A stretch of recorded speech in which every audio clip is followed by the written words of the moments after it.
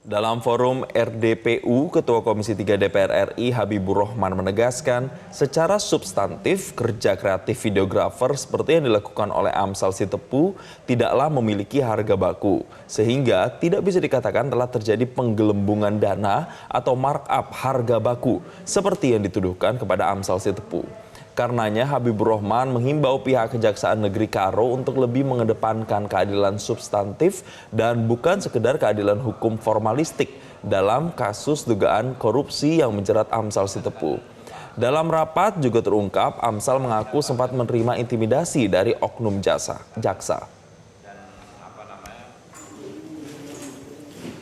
Sebelumnya pada November 2025 lalu, Amsal Sitepu ditetapkan sebagai tersangka kasus dugaan korupsi proyek pengelolaan instalasi komunikasi dan informatika serta pembuatan video profil desa di Kabupaten Karo dengan kerugian negara mencapai 202 juta rupiah. Pada sidang yang digelar Jumat 20 Februari yang lalu di Pengadilan Negeri Medan, jaksa menuntut pidana 2 tahun penjara dan denda 50 juta rupiah terhadap Amsal Sitepu, serta menuntut menyerahkan uang pengganti sebesar 202 juta rupiah.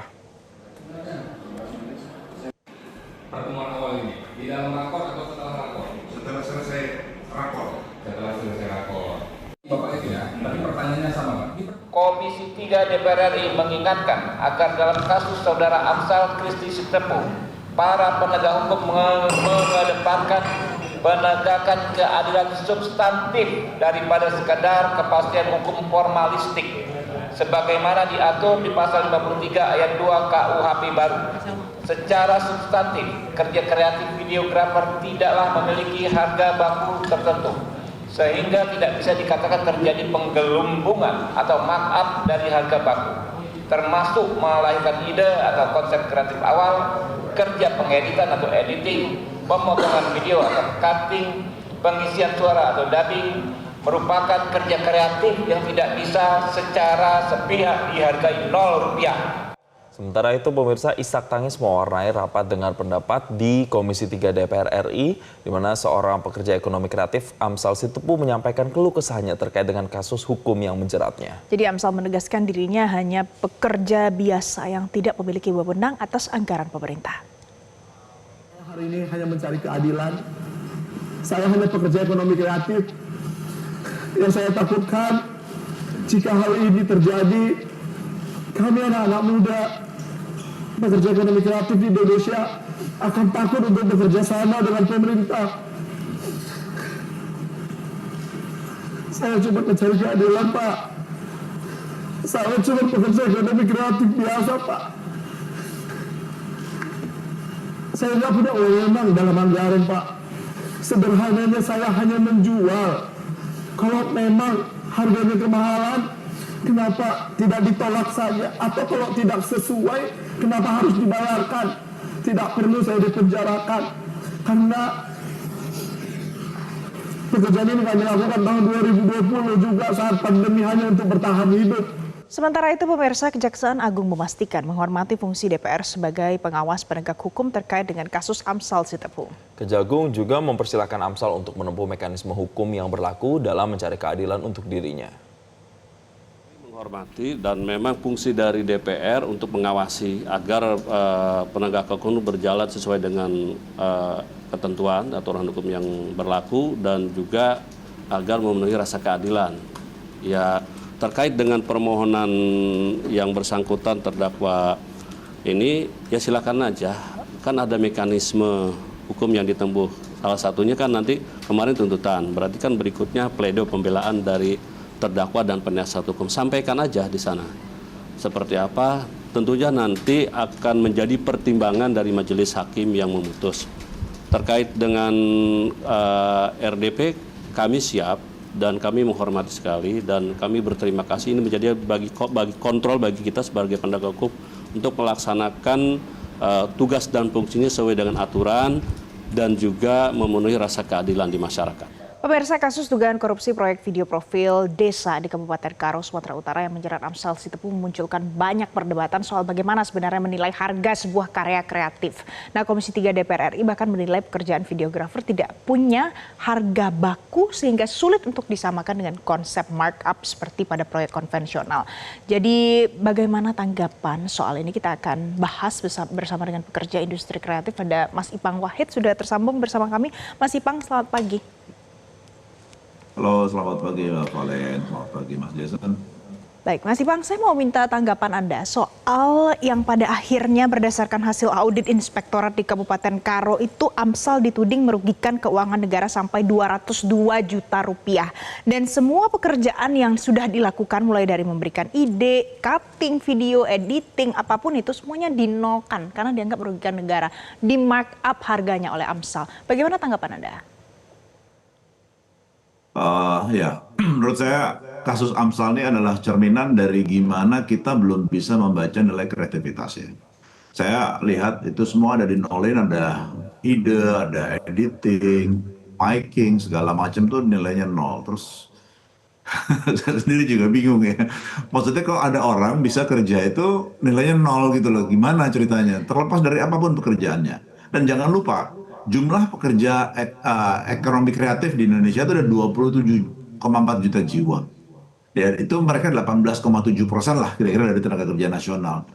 Kok masih ada pemberi pekerja itu menganggap begitu? Dan lebih parahnya adalah gini, kalau memang dianggap ketinggian, ya nggak usah diambil aja pekerjaan, nggak usah diberikan aja pekerjaan tersebut gitu loh.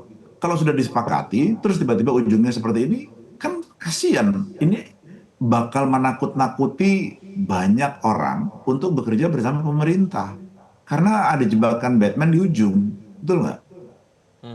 Baik, Mas Ipang, tapi biasanya seorang pekerja kreatif seperti Mas Ipang misalnya mematok harga kepada klien, itu base-nya apa? Faktor-faktornya apa? Apakah hanya berdasarkan jam kerjanya saja atau hal-hal yang berbau teknis misalnya? Atau justru hal-hal yang lain tuh dilihat, misalnya pengalaman atau brandnya Mas Ipang, oh kalau menyewa Mas Ipang karena sudah terkenal itu juga menentukan harga, atau apa elemennya biasanya Mas Ipang? Macam-macam ya halnya. Jadi kan di situ kan ada 5 item yang disebutkan ya. Coba saya ngomong masalah ide kreatif dulu. Ide kreatif ini kan nggak ujuk-ujuk Mas. Ide kreatif ini kan masalah pengalaman kerja. Bagaimana dia melihat sebuah ide besar. Bagaimana ia bisa mentransformasikan pesan utama kepada audiens. Terus taste-nya seperti apa, angle-nya seperti apa, cara bertuturnya, storylining-nya seperti apa. Banyak hal ada di dalam situ gitu. Dan itu tidak bisa gampang gitu. Kita ngomong dari sebelum ada AI lah. Karena saya hampir 40 tahun Mas di bidang seperti ini ya. Saya dulunya juga sutradara film iklan gitu ya. Nah, itu nggak mudah Mas. Itu gimana kita menyampaikan pesan kepada masyarakat. Bagaimana supaya masyarakat itu mengerti dengan mudah. Terus ada aspek sinematografinya, aspek visualnya, aspek audionya. Itu saja sudah kita bisa lihat kecil banget Mas angkanya Mas. Itu total proyeknya aja sama fee saya zaman dulu aja nggak cukup. Jadi memang subliminal gitu loh, tergantung jam terbangnya. Begitu juga dengan sama lah, Mas Jason jadi MC, pasti rate-nya akan berbeda dengan orang yang baru lulus. Iya kan? Jadi kan ya, semua honorco honorupo. Jadi ada jam terbang di situ. Ada pengalaman yang tidak bisa disampingkan dengan mudah. Nah itu baru ngomongin masalah ide. Kalau kita masuk ke ranah editing gitu ya, loh editing mau zaman sekarang deh atau mau zaman dulu. Kalau zaman dulu lebih kompleks lagi, pasti akan lebih besar lagi nilainya. Tapi zaman sekarang, loh memangnya mereka Adobe Photoshop itu mereka tidak bayar, kan masih bayar juga, iya kan? Jadi berlangganan itu kan tetap harus bayar berapapun nilainya. Apalagi kalau misalnya mic, memang mereka tidak menyiapkan alat rekam, kan harus menyiapkan alat rekam. Terus voice over, memang nggak bayar voice over talent. Nah, hal-hal seperti itu kok bisa oleh aparat penegak hukum itu dinolkan gitu loh. Apa jangan-jangan mereka memang risetnya kurang ke belakang. Nah ini yang menurut saya harus dipahami bersama. Ya. Dan yang menarik dan mungkin memicu amarah karena di sana disebutkan kalau tidak ada harga baku. Nah, bagaimana mentranslate hal yang tadi itu, yang tadi Mas Ipang sudah sampaikan, supaya itu bisa ditranslate ada loh harga bakunya, itu harus dikerjakan oleh pemerintah, bagaimana caranya Mas? Gini, kalau tidak ada harga baku kan artinya harganya ada dong, Mbak. Tuh. Nah, kalau harganya ada artinya bukan nol kan? Mau itu cuma 100.000, 1 juta, 10 juta kan artinya harganya ada. Kalau ini harganya nol, artinya ya yang naruh harga nol itu jalan-jalannya kurang atau kurang ngopi kali Mbak. Jadi menurut saya itu yang nomor satu adalah itu. Kita beli mobil Toyota, kita beli mobil BMW, kita beli mobil Mercedes atau Rolls-Royce. Sama-sama mobil kan, tapi kan harganya beda-beda Mbak. Betul. Nah itulah yang membuatnya perbedaan ini. Nah itu ya tergantung masing-masing. Kalau di kami ada yang namanya portofolio atau namanya showreel. Nah dari showreel ini kelihatan kelasnya seperti apa. Itu satu. Yang kedua adalah konsep kreatifnya apakah membutuhkan biaya yang sedikit atau yang banyak. Itu dua, ya kan? Yang ketiga adalah seberapa kompleks yang akan melibatkan banyak orang di sini. Nah ini kan beda-beda. Nah disinilah yang akan menentukan harga bakunya seperti apa. Jadi tidak melulu masalah ide aja, tidak melulu masalah seberapa advance atau seberapa experience orang tersebut, tapi seberapa kompleks cerita ini itu juga berhubungan sama harga baku gitu loh. Nah kayak editing, kalau editingnya simple ya oke dianggap simple, tapi kalau editingnya kompleks kan belum tentu harganya bakunya jadi murah. Tapi apapun itu tetap ada standar harga di situ, bukan nol. Nah kalau misalnya nol, yang patut kita pertanyakan adalah orang yang menentukan nol itu. Jadi jangan-jangan dia sama sekali tidak ngerti untuk melakukan tugasnya dia. Oke, Gitu Mbak. Mas Ipang, ini yang menarik karena kita sudah bahas harga. Kan ketika ada narasi markup di situ, seolah-olah ini tuh harganya besar sekali, sampai menciptakan kerugian negara sekian juta. Kita bredel lagi, bahkan itu untuk satu profil video desa, Amsal Setepu itu membandrol harganya sekitar 30 juta. Dari sepengalaman Mas Ipang, untuk video profil seperti itu, untuk desa, sekelas desa, harga 30 juta itu relatif kecil, atau average, atau memang justru itu overrated, atau gimana Mas Ipang?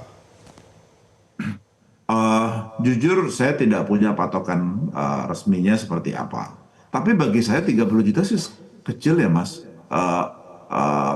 Untuk sekelas desa pun ya, toh juga mereka kan ada biayanya. Kan kita nggak tahu apakah kepala desanya memang juragan atau kepala desanya punya duit sendiri, kan kita nggak tahu. Karena saya pernah mendapatkan case yang mirip pada waktu itu di salah satu kabupaten di Sumatera juga, yang akhirnya kasusnya nyampe ke ranah hukum tapi akhirnya di stop karena menurut kita nggak masuk di akal. Nah ini juga sama gitu loh. Bagi saya angka 30 juta itu relatif. Kalau bagi saya seperti yang saya bilang tadi, nggak ada patokannya, tapi 30 juta relatif kecil sih Mas. Saya jadi tidak ada tahun patokan. 90-an aja udah ngerjain pekerjaan ratusan juta gitu loh. Masa ya 30 itu juta dia. sekarang kecil gitu. Mahal. Karena soal harga itu relatif begitu ya Mas Ipang. Tapi kita kalau bicara secara keseluruhan, bagaimana Mas Ipang melihat hal yang terjadi pada Amsal Setepu ini, dan harusnya bagaimana untuk menghindari supaya tidak ada kriminalisasi untuk para pekerja di industri kreatif, Mas Ipang? Gini, tidak ada kriminalisasi atau bukan itu kan dasarnya kan adalah dokumen perjanjian kerjasamanya. Kalau memang udah ada kontrak dan disepakati oleh pemberi kerja, ya sudah dong. Kalau misalnya memang ada yang tidak cocok, ya yang ditanya adalah pemberi kerjanya. Kalau misalnya semuanya sudah sama dan harganya masih normal, ya logis-logis aja. Coba itu angka si tadi berapa? 5,9 juta kan yang dianggap markup-nya itu ya. 5,9 juta dibagi 5 item, artinya satu item cuma 1 juta. Bagaimana cerita markup-nya? Iya kan? Apa yang mau di markup dari 1 juta? Jadi menurut saya ini sih jebakan Batman yang seharusnya mengada-ada atau dibuat-buat. Tidak seharusnya terjadi karena bukan hanya buat industri kreatif tapi buat seluruh industri. Di saat zaman memang lagi susah, kok masih ada jebakan Batman yang seperti ini? Jadi baik. nggak perlu kita waspadai. Enggak, ini bukan saja it could happen to anybody. Jadi kalau sesuatu yang sudah kita sepakati di depan, sudah ada kontraknya, ya sudah kita berpegang sama itu gitu. Kalau misalnya memang ada ketidakwajaran, ya dilihat apakah memang benar ada markup. Kembali ke tadi, gimana mau di markup? Lawang itu naruhnya 0, ya kan? Dan cuma 5,9 juta untuk 5 item. Itu relatif kecil begitu ya, walaupun tadi sekali lagi tidak ada harga bakunya, tidak ada patokannya. Tapi semoga dengan kasus ini bisa jadi wake up call bagi seluruh stakeholder termasuk pemerintah, pekerja industri kreatif untuk lebih sama-sama memahami ekosistem dan juga industri dari kreatif ini. Terima kasih pekerja industri kreatif, Mas Ipang Wahid telah bergabung memberikan pencerahannya bersama kami di Selamat Pagi Indonesia. Baik, terima kasih Mas Ipang. Jelajahi cara baru mendapatkan informasi. Download Metro TV Extend sekarang.